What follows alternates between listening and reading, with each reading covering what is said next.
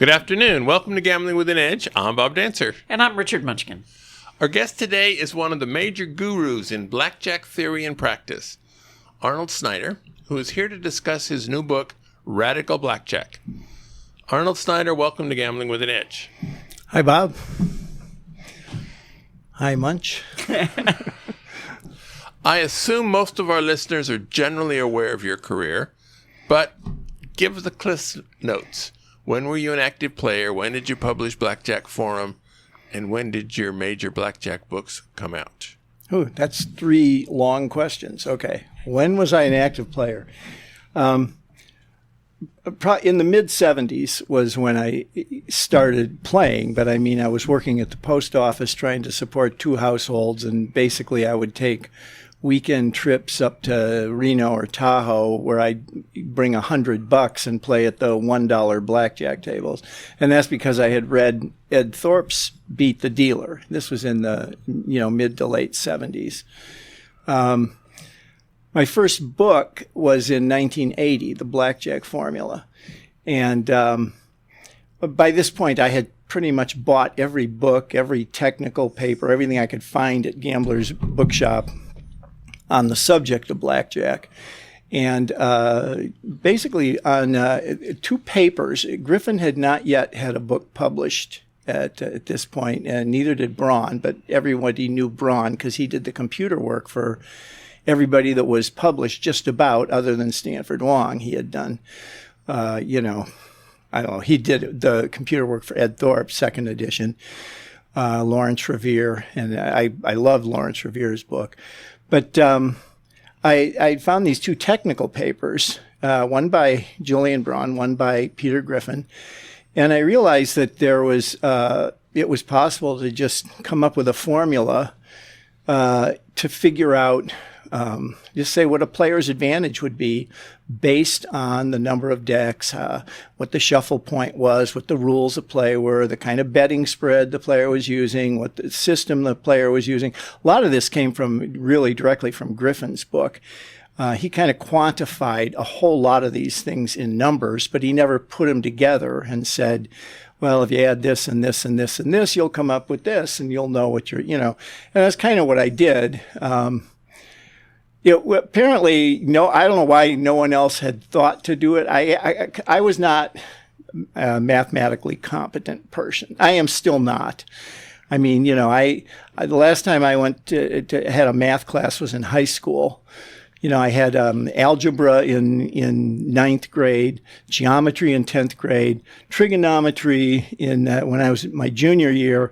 I hated trig so much, I didn't even take calculus in my senior year. I hate math. The only thing is I was good at math.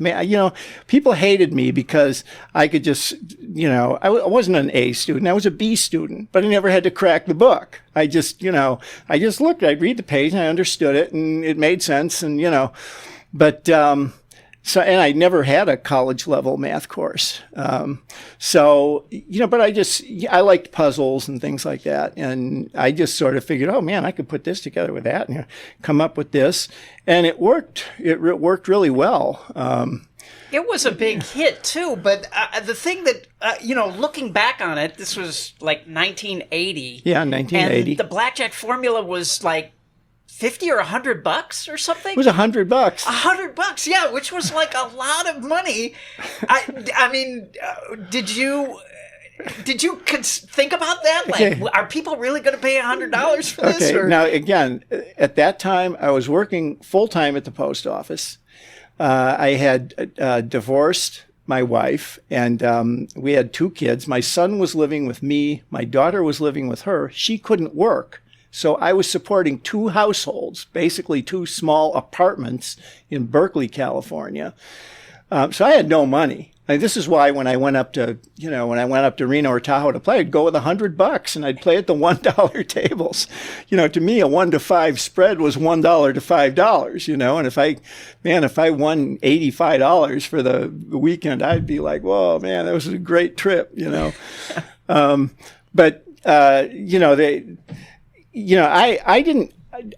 didn't really know. I asked Peter Griffin once, I said, Peter, why does that formula work?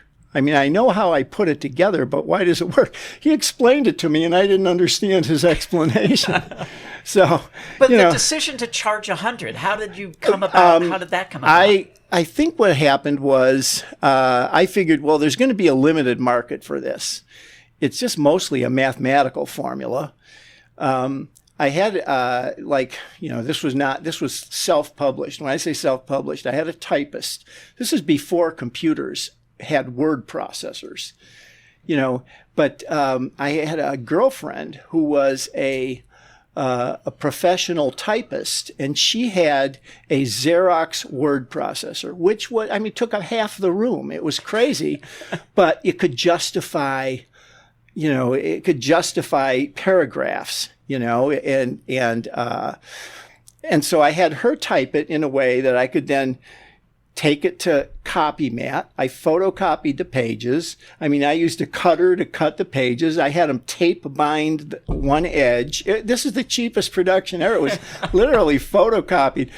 They cost me, and the copy places, I was getting so many that they were like 2 cents a page or something like that.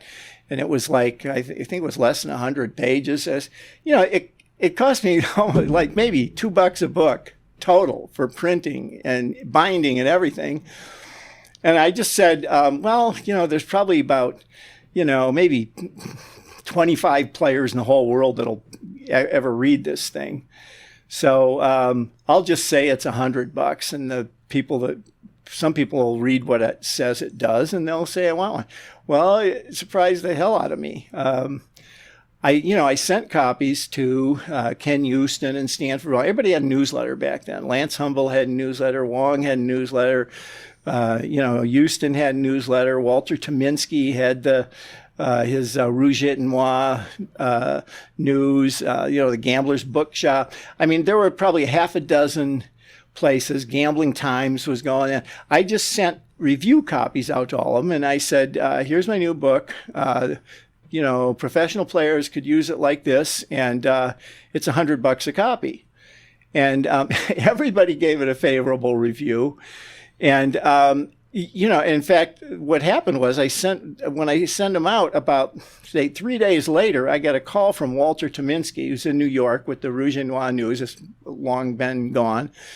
And he said, well, could I buy them in quantity for 50% off? I said, oh, you want to buy them for $50? I said, what kind of quantity do you want? He said, well, could I start with like 20 of them? And I'm like, $1,000? Sure, I'll send you 20 of them. It cost me like $40 for 20 of them. The problem was I had to go back to the copy center with the cutter and it was like, I was like it was like the cheapest print job imaginable.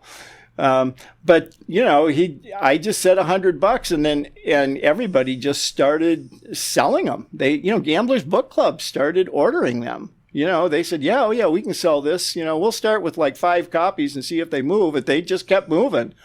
So, it's like I think it was late in the year, like maybe October or something when I came out with it in 1980.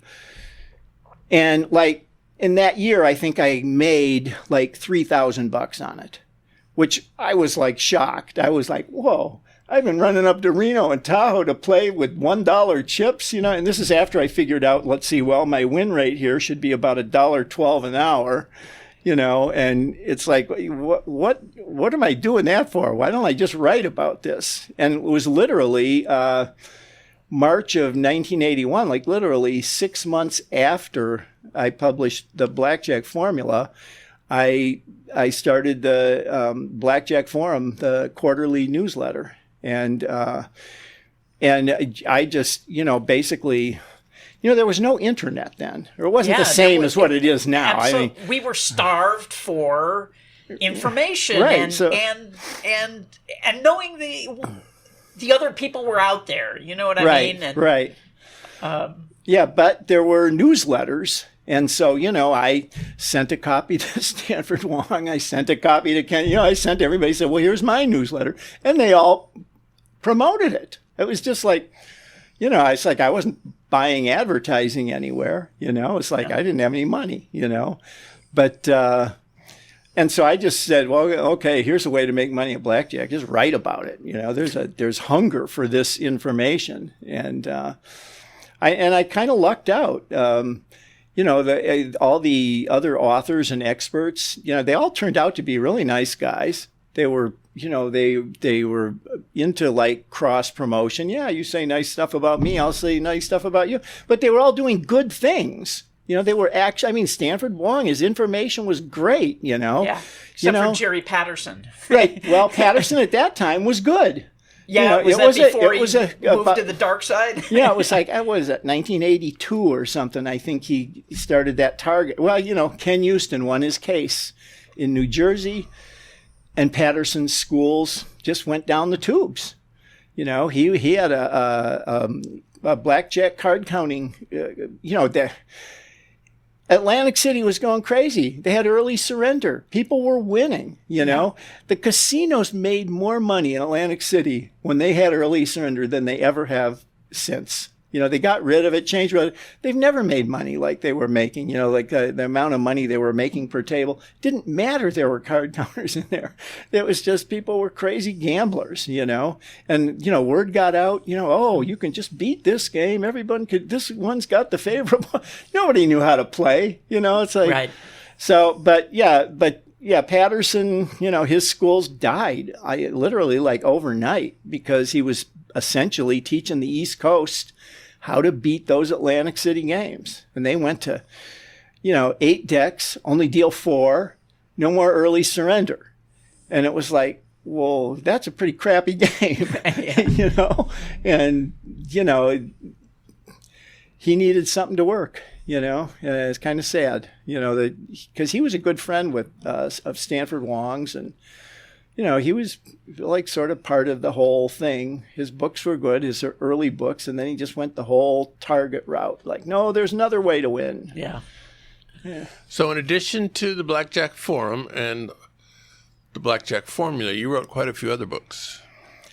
Yeah, I like the first book I wrote. I wrote a second book called Blackjack for Profit. It kind of took data I gleaned from using the blackjack formula in different games. I took single deck game, 2-deck game, 4-deck game, 6, 8, and then with different shuffle points. And it gave like a very simple plus minus method that you could just literally add a few points and figure out whether or not a game had a high enough score that it'd be worth playing. You know, or what kind of a betting spread you'd have to put down in order to beat it. It was a much simpler thing than the blackjack formula. And that was, you know, it was a real little book. It was like, again, now this one... Weren't there different volumes? Like one for single deck, one for No. 2-deck? You're thinking of... That was another thing I did later. I beat the 1-deck game. Beat the 2-deck. Yeah. No, this was just a little... It was like, you know, literally you could fit it in your back pocket. Oh, I remember that now. Yeah. Well, so I came out with that like a year later, and that one sold well. You know, now that one I just charged, I think it was $9.95. It was a very small book, and this one was actually, you know, well, it wasn't typeset. Again, I think I had the same typist do it on her Xerox, but it was printed and you know, perfect bound, you know, as a paperback, little paperback that you could put in your back pocket, and I did well with that. And then in 1982. I came out with Blackbelt and Blackjack, and this was just, it had, you know, couple accounting systems, and yeah. Now that's really when the Red 7 came out, right, which was an unbalanced count long before KO. And what made you sort of come up with that idea?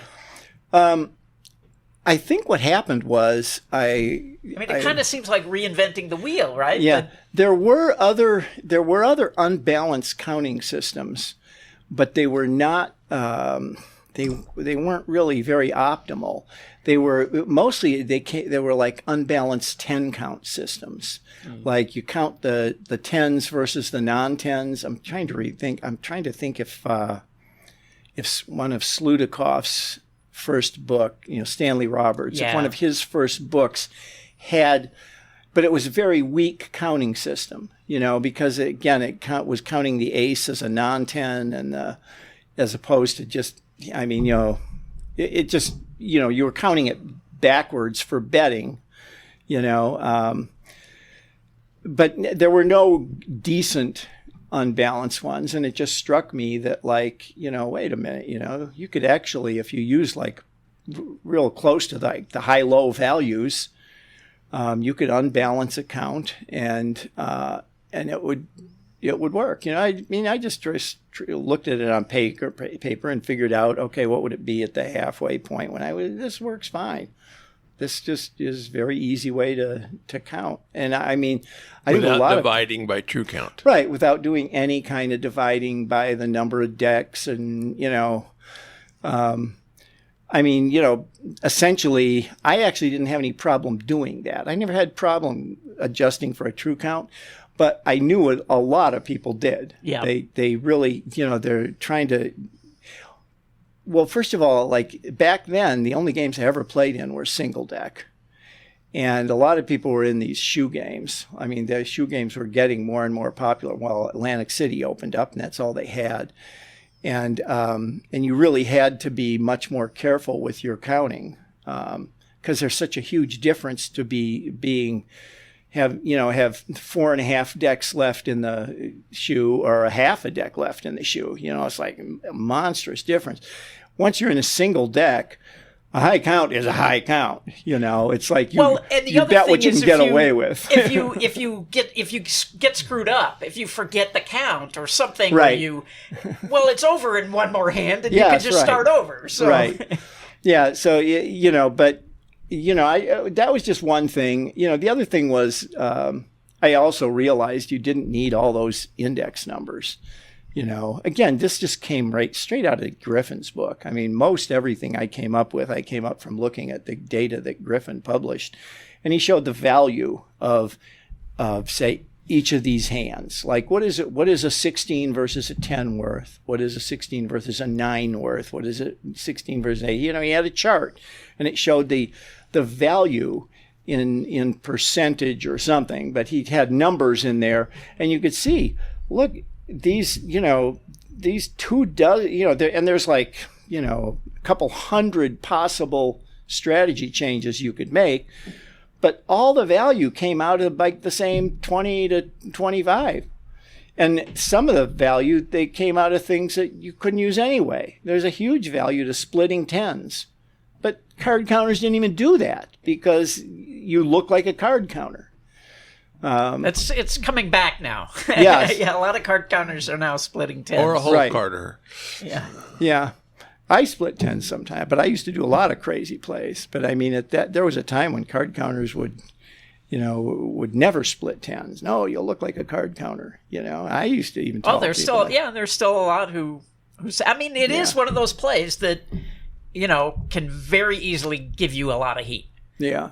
Right, it is. Yeah, it's abnormal. Yeah. Most players look at a hand that totals 20 and they go, leave it alone. That's just normal human, psychology. You realize this is a good hand. I could end up with two stiffs, which you sometimes did. And in fact, I think some players that tried splitting tens, they learned pretty quickly, I should have stuck with my 20. Again, most of the time you should. Yeah. Okay, so we've been going down memory lane. And we're supposed to be talking about Radical Blackjack today. So this book is supposed to come out 10 years ago, 8 years ago, something like that. What took so long? Okay, well, yeah, the last Blackjack book I wrote that was published was The Big Book of Blackjack, and that was in 2006.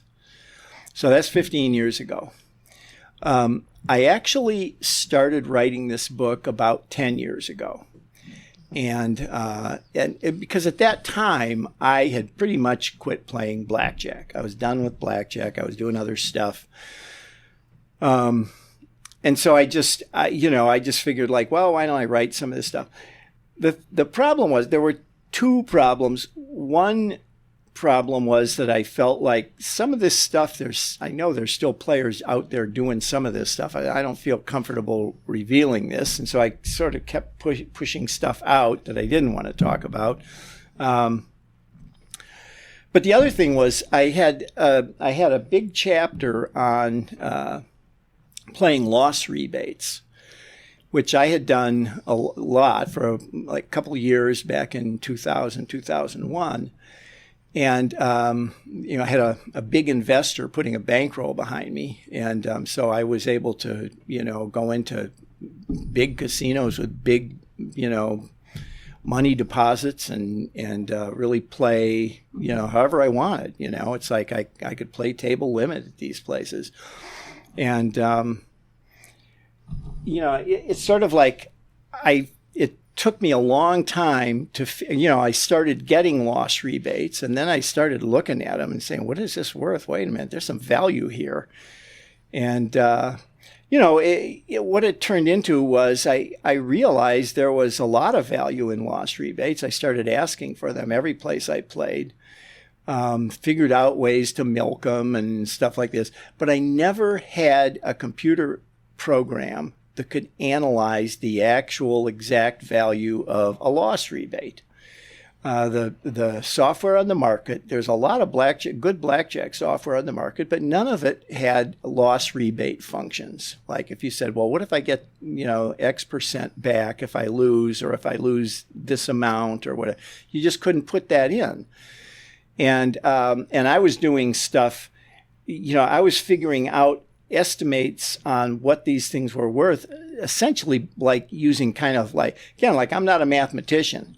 Now, there's probably a mathematician out there today, and probably was back then, that could just look at it and say, oh, I can figure that out, and just, with a calculator, but I was not a mathematician like that. I had to use like coin flip examples and say, well, okay, what if you're flipping coins, and this is what, the rebate is if you, this is what, if you get heads, this is if you get tails, and if you lose this much, you get this much.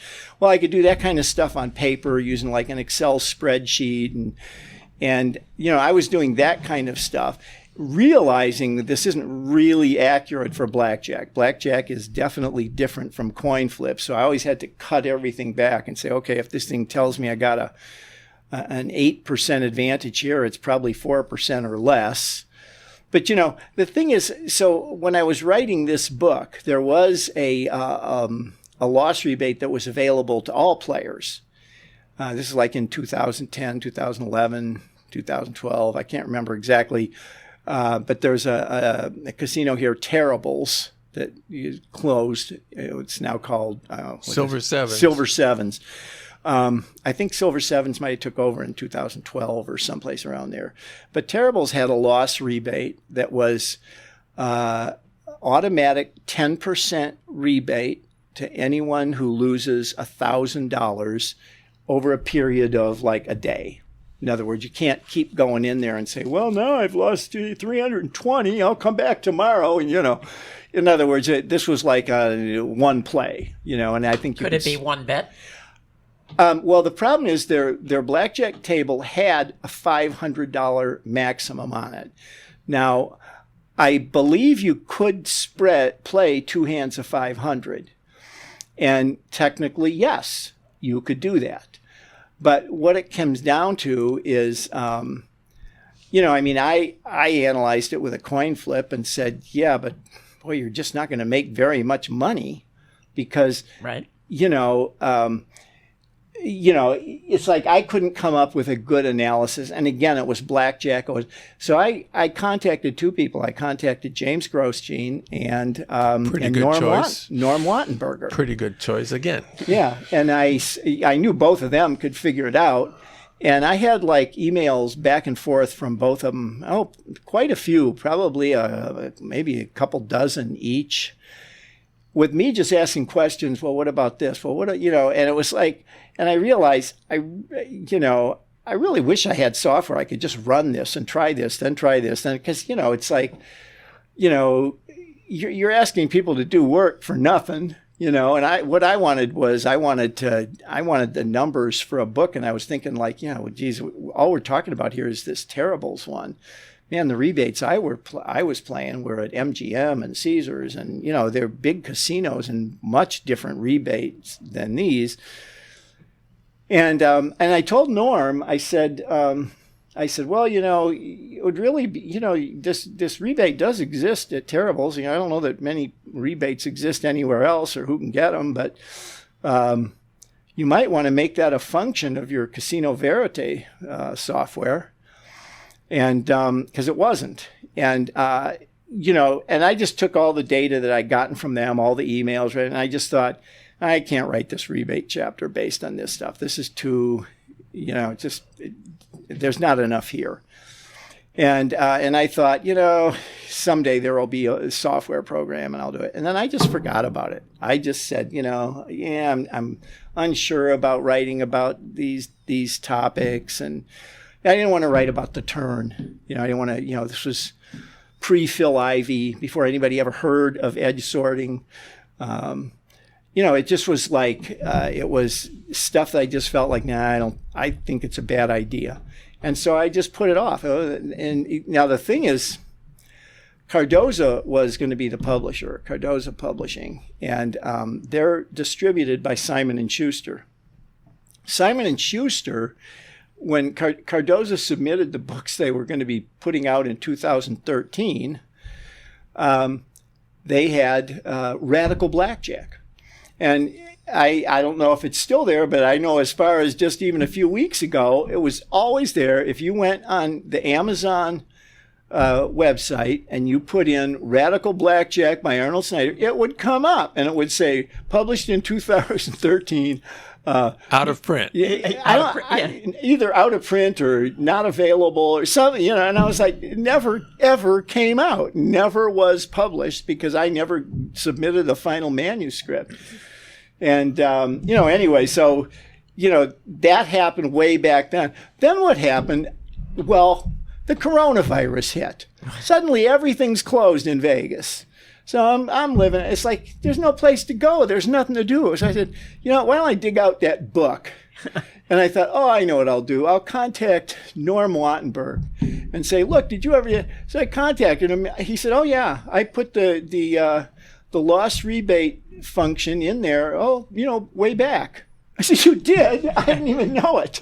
So I was able to take his software and actually simulate all of the loss rebate data that I wanted, that, would have been hugely valuable to me way back when I was playing this, but that was like now 20 years ago.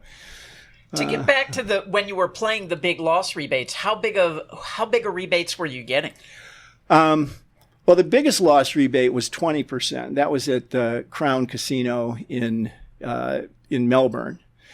Awful, absolutely awful game. And their rebate, this is like every place else, like all the Vegas casino, every place else that, Reno, any other loss rebate deals I got, they were just like verbal agreements. I'd talk to the casino manager, or my host would talk to the casino manager, and he said, well, okay, the casino manager says this is the deal. Or he'd say, and I'd say, well, can I talk to the manager? I want to ask him about this and this, and I'd get a couple of points out. And could you get some airfare on top of the? Oh rebate? Yeah, oh yeah, oh for the amounts that I was playing, I mean, I was like putting hundreds of thousands in the cage, on deposit. I was wiring money to the casino in advance. So sometimes they'd give you show-up money and airfare and a loss rebate? The show-up money was usually given in the form of, chips. Non-negotiable chips. But they were the valuable kind. Yeah, I mean, it's still money, right? Right, it's exactly the same as, just a different color. Right. Like the show-up money I would get, like, might be, here's 10,000 in promo chips to, it was like money. I was like, yeah, okay. I remember once they gave me, I actually had a disagreement with MGM once because, I'd been playing there, and then I lost the $200,000. I had to lose at least $200,000 to get my rebate. I lost the $200,000, and I talked to the casino manager, and he said, "Well, we don't have any." I said, "What do you mean you don't have any rebate deal with me? According to my host, well, yeah, we got a rebate deal here, 10% on losses of 200,000 or more. And he said, I don't know anything about that. So I called my host, and he said, oh, well, wait a minute. I negotiated that, so many trips ago. I think it was a different guy, and I didn't bring it up with this new guy. I just thought it was standing, and I'm like, what? This is crazy, So they decided to give me promo chips. So they said, okay, we'll give you promo chips for the 20,000 loss or something like that. But full value. They were full value, but I was like, this. Come on. Now I got to go out and play. I actually ended up making more than the 20,000 with the promo chips they gave me. But one of them I played. It's like we had like two $5,000 promo chips left. And, they give them to you in these high values. They don't want to give you a bunch of $100 promo chips that you can go spread, you really have some fun with. So we had like two $5,000 tables, and they had a roulette wheel it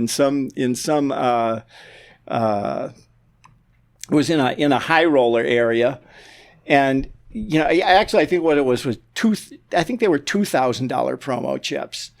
And I said, and I took one and I gave one to Radar, and I said, I'm going to bet on red, you bet on black. Let's just go. We're going to make sure we get our money's worth with these. And hopefully zero doesn't hit. Yes, right. And the zero didn't hit. But it's like, I felt like, I know their cameras are watching me. I had put 500,000 on deposit to come in here. I've been playing $10,000 hands for all weekend. Now I'm wandering around the casino with promo chips. So I'll bet they like this. You look like a real bust out at that point, right? Yeah, I didn't know. It's almost like, it's not the way they would want you to play promo chips. Sure. Yeah. But of course, if they did hit green, they'd be cracking up. They'd be rolling on the floor laughing. You deserved it, buddy. When and why would you ever double on a hard 12? Well, the only time you would ever do that would be to look like a complete fool, because it's not a play that ever is going to make you more money than not doubling. Doubling down on a hard anything is, hard 11 is fine. But when we're talking about a stiff, you don't. But this was it's sort of like, this was a hand I never would have considered playing. But there was a software program out that casinos were using called Blackjack Survey Voice. It came out in the 1990s. I think they're still using it. Yeah, it's still out. It's called BJ Survey. BJ Survey, yeah. They but it came out in the 1990s, and and I read the brochures. I used to go to like any of the gaming shows that came up. I would go, picking up all the brochures for all the products. I wanted to see what the casinos. Well, there was Blackjack Survey Voice, and I was like, oh man, this thing. What is this thing? And because they were just saying, now in real time you can identify card counters, basic strategy players, bad players, figure out like what your edge is over them, know how to, give the correct amount of comps. And, and I was like, what is this thing? It's like, it's like, this is a computer program they're selling. How the heck does this work? Well, it wasn't too long. I get a call from a guy on the East Coast. Says he's working in surveillance at such a casino, and he's got, he was assigned the task of learning to use Blackjack Survey Voice so he could train all the surveillance people how to use it. And he said, well, he'd been using it for a couple of weeks. He's pretty much got it down. He says, look, anything you want to know about it, I can tell you. I think I'd mentioned it in Blackjack Forum as to what it was, but said, I don't know how this works or whatever. And so he was a subscriber. He was a card counter, but he worked in surveillance on his, as a job. And so I just got this idea. I said, yeah, well, he said, I can send you the operating manual or the information packets they sent us about it. So you can read all this. And if you have any questions, let me know. This tells you how. And so I had a couple of questions, and the things were, I talk about them, but two of the things that really stood out was that it never mentioned anything about insuring for less or doubling for less. And both of these are things that most casinos allow. In other words, usually if you have a $100 bet and you want to double down, you double down for $100. A lot of times a player goes, I only got $50. Go ahead, you can double with that $50. In other words, they allow doubling for less. And they allow insuring for less. You got a $100 bet. You don't have to put up 50. You can put up 10. It's your last $10. Go ahead, go for it. But the thing is that none of the books that are geared towards blackjack players, telling blackjack players how to play, none of them talk about doubling for less or insuring for less, because there's no reason to do it. I think Peter Griffin wrote one short article once about, yes, it would sometimes be worth it for you to insure for less. And it had to do with the amount of money you were putting on the table based on what the Kelly criterion was. You were right on the edge of whether or not you were putting too much money, but it's such a silly thing that it was like, yeah, who's going to figure that out? Most of the people I know, they're not playing down to their last nickel. Yeah.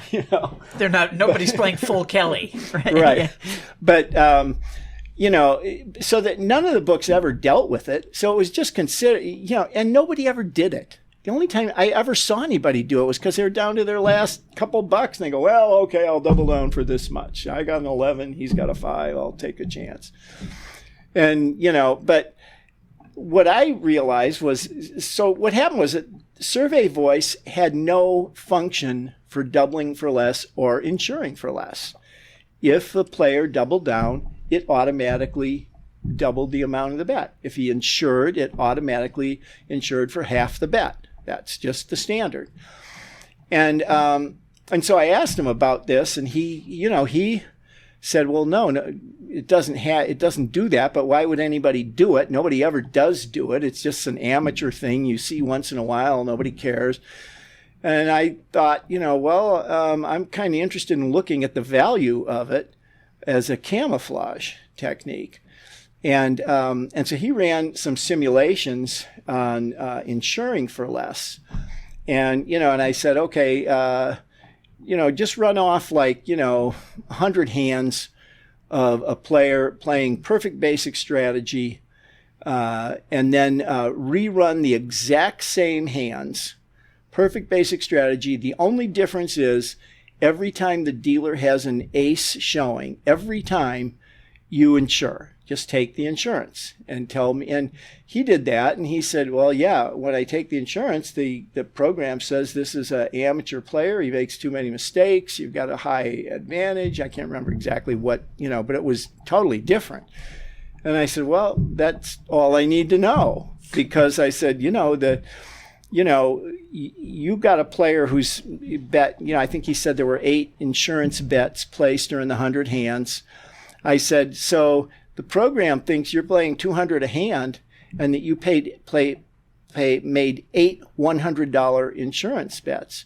I said, but what if you were only insuring for $10? All 8 bets only cost you $80. It's not even a full single insurance bet.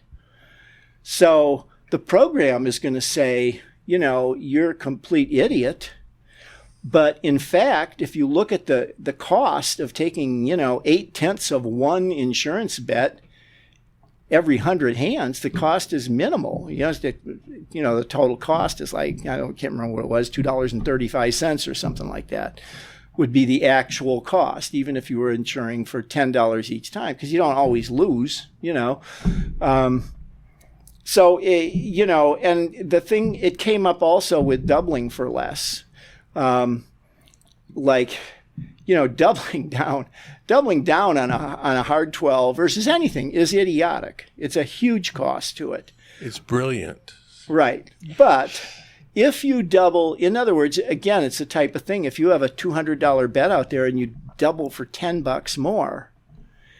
You're already going to take one card. Right. You're right. hitting- Well, and the thing is, you actually, in that case, you're playing the hand correctly, because this would be only against a 2 or a 3. But your basic strategy for a hard 12 versus 2 or 3 is hit.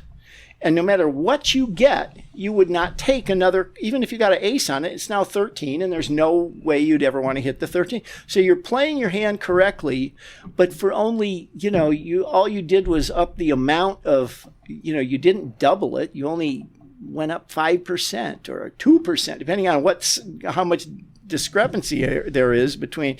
Well, what I found out was, now, I initially developed wow, this is a great way to fool survey voice. Survey voice is going to have you a complete moron at the table. But the thing is that you don't have to have survey voice. If you are taking insurance every hand, even insure for less, casinos are just shaking their head like, this guy's a complete idiot. He thinks he's got to put an insurance bet. He's got a $200 bet on the table. He's put a nickel on insurance. The guy's an idiot. You look like a fool. And it's the same thing, doubling on 12. What are you doing? You're doubling. They always call the pit boss over. The dealer. I think the dealer is not allowed to deal to a player who tries to double on a hard hand. I think usually you do have to call a boss. Yeah. Yeah. Because every time I've done it, it's like, players doubling on a hard 12. The big boss comes running over, sir, they want to know, are you drunk? Have you been drinking? What's going on? And you'd have to, explain, your logic, which was always fun. I loved explaining my stupid logic. And they'd just sit there and go, okay, go ahead, deal the card, And it didn't matter what happens. If you actually got a 9 on it, I mean, it would be hilarious. But the pit boss would be thinking, guy's an idiot. He could have doubled. He had a $500 bet out there. He put an extra 10.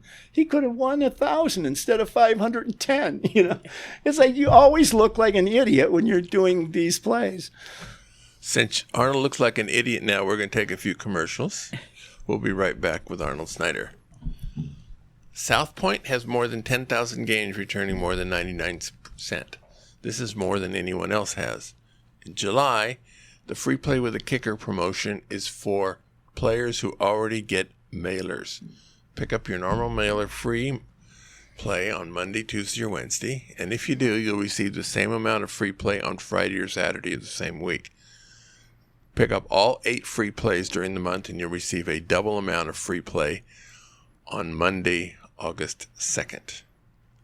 Hey guys, this is Colin from BlackjackApprenticeship.com, and if you're serious about card counting, I'd encourage you to check out the Blackjack Apprenticeship membership. It has the training tools you'll need to beat the game, like our comprehensive video course and our training suite, so you can learn each skill and virtually test yourself before ever stepping foot in a casino.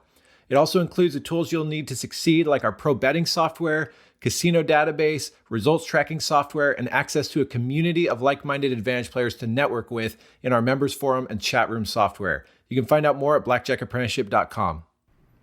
Videopoker.com is the best place to play lots of games. If you sign up for the gold membership, $8.95 a month or $79.95 a year, this allows you to get correction on most of the games. The game of the week is Lucky Eights. This is a rare case where a video poker game has the same name as a table game side bet. It is 10 coins per line, where you get bonuses for 3 or more 8s, including full houses with 3 8s. If you get dealt trips or higher, about every 35 hands, you get to spin the wheel, which includes amounts ranging from 188 to, very occasionally, 18,888 coins. In Deuce's Wild Variations, you spin the wheel on dealt flushes or higher, which occur every 42 hands on average.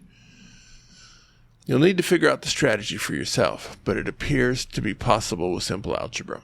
With 88445, for example, it must be correct just to hold the 8s, just because the bonus is on 3 or more 8s.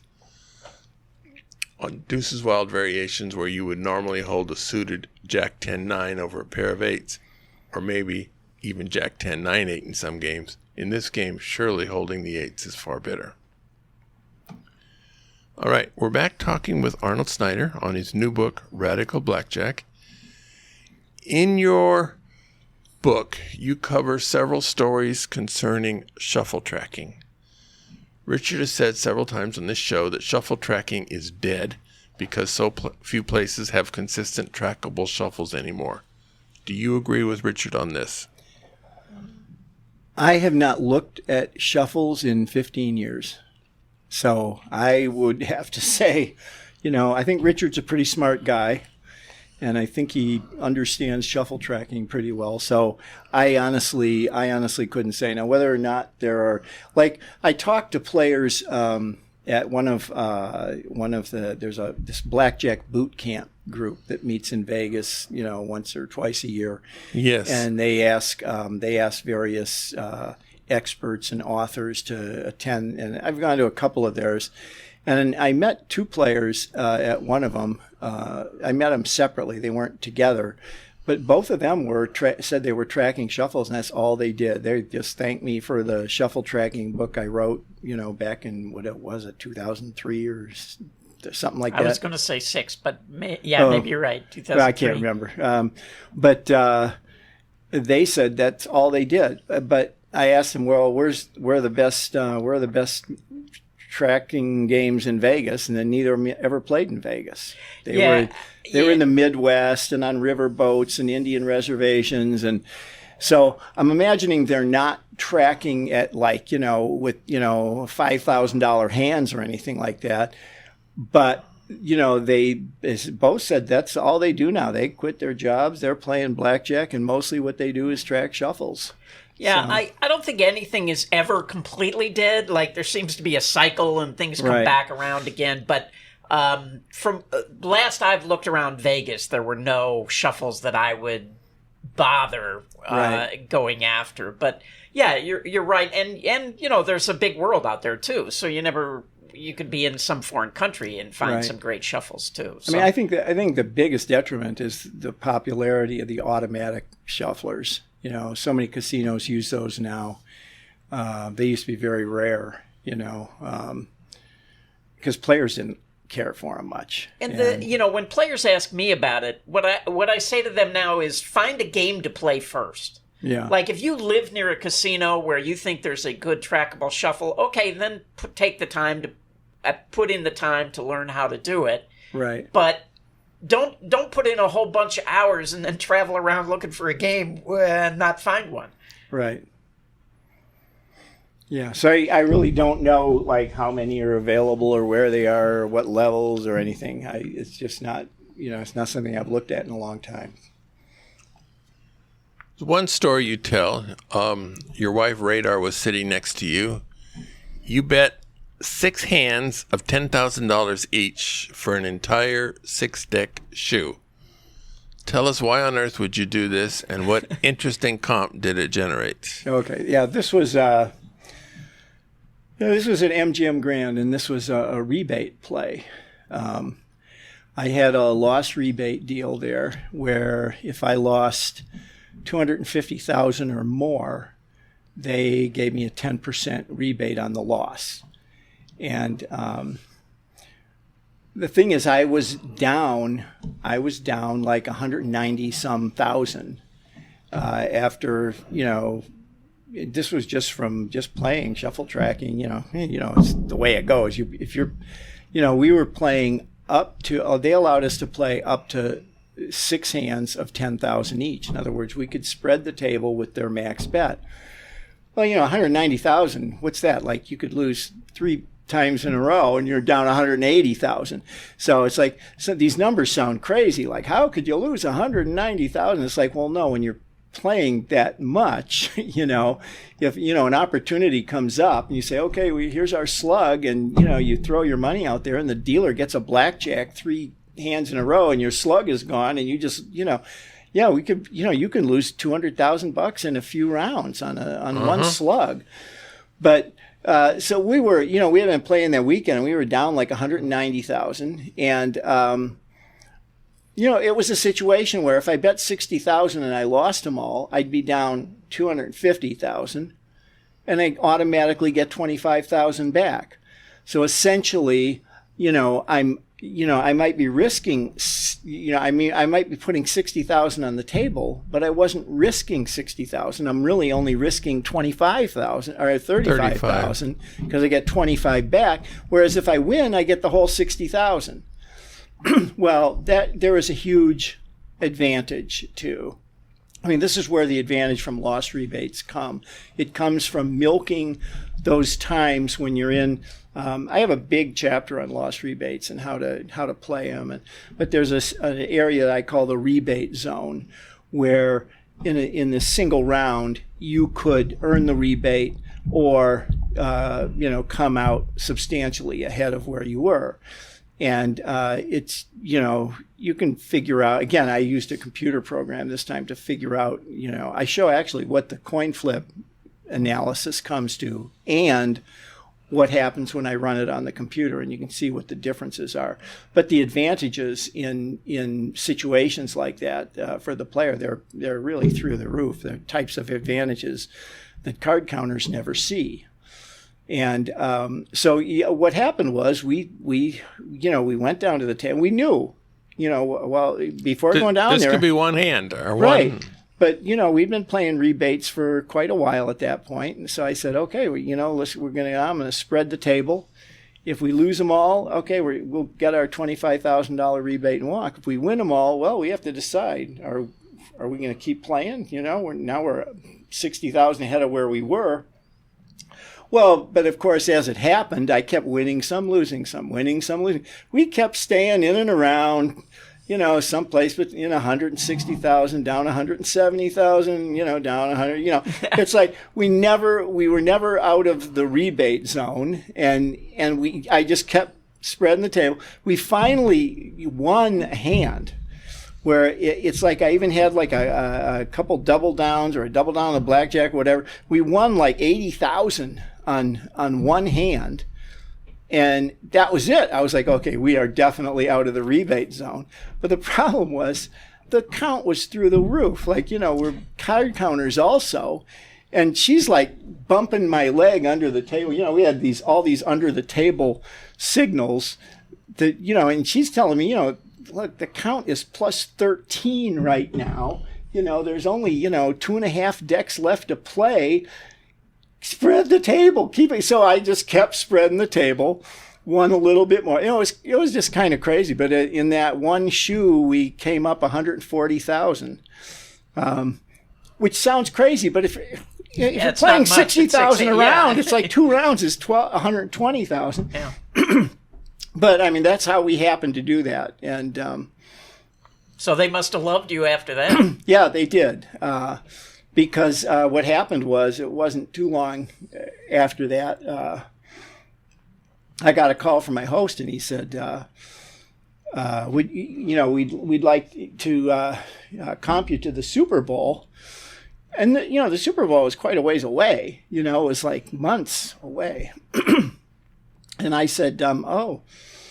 Yeah, and the casinos have great Super Bowl parties. Yeah, they do. They always do. And they're always packed with card counters, too, because it's sort of like, 4th of July or New Year's Eve. It's like people show up because there's so many people in the casinos. All the big money's in there. When there's a big fight night, Well, Super Bowl's just like that. There's so many players in there. The tables are packed. So all the big teams are in town, So I was like, yeah, okay, yeah, we'll go to your Super Bowl party. Well, why not? Yours is going to be good as anybody else's. And I said, look, when it gets closer to the date, nobody knew who was playing. I don't even know if the season had started yet. It was like real early. The Super Bowl is like February. But I said, let me know and I'll make flight arrangements and give you a call. And he said, oh, no, we're going to make the flight arrangements. Super Bowl's in New Orleans this year, so we're going to fly you out there. I'm like, what? You're going to wait, the MGM Grand in Las Vegas is going to fly me to the Super Bowl in New Orleans. And he's like, yeah, we do that for our special players. And I was like, do you even have a casino in New Orleans? And I knew they didn't. It's like I knew what the Gulf Coast casinos were. He said, well, no, we're going to put you up in our casino in Biloxi. And it's only a couple-hour drive, or hour and a half, 2-hour drive to 90 miles to Orleans. Beau-Rivage. So we'll limo you to the Super Bowl and then take you back, and you get the weekend at our Beau Rivage in which is their Biloxi casino. I was like, okay, this that was like a maniac comp. Just like, okay, now these comps are really getting weird. We're gonna fly you to the Super Bowl. But it's too bad you couldn't sell those tickets. They Yes, right. Yeah, including the limo ride and the airfare But the comp was bigger than that. Well, no, let's just say that was the comp. Okay. Very good. So we actually have lots more to talk to Arnold about, and we're out of time. We barely have time for the recommended section. And so, which probably means that we're going to have to twist Arnold's arm to come back and talk to us again. But the book is called Radical Blackjack. You can certainly get it at Huntington Press. I assume it is or will be very soon at Amazon and various other places. But I'm pretty sure Huntington Press is offering autographed copies now of your book. You must be getting your... He asked me to come in and sign a bunch, so I suspect people are asking for them. Very good. So, Richard, do you have a recommended for our guest today? Yeah, my recommended this week is things have opened up again back in Las Vegas, including Super Summer Theater is opening again out by Red Rock Canyon. It is a beautiful outdoor theater where you can go see shows under the stars during the summer. The first show, which opens, I think, July 15th, is You're a Good Man, Charlie Brown. If you've never gone, it's just really great. It's, 10 degrees cooler out there, and you get to see a show under the stars, and it's just a great evening. So check it out, Super Summer Theater. Yeah, I think Bonnie wants to go to one called something about Smokey Joe's. Is that the same? Yeah. There's a show, Smokey Joe's Cafe might be the title. I think that's the third show of the season, but yeah. Very good. Oh, they're almost always all musicals there, so if you like musicals. And family friendly, and you bring your own blanket and sit on the grass, or you can rent chairs. Yeah, you can rent a chair for $1. So, yeah.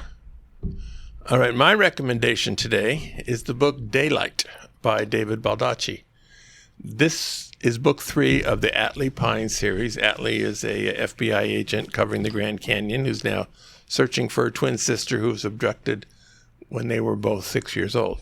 Since Baldacci is a guy who can churn out 2 books a year and has been doing so for a few decades, it's easy to feel overwhelmed by ever catching up and reading them all. But at the front of each book, you can see that he has a number of series, whether they're 3 books long, 4 books long, 5 books long, something like that.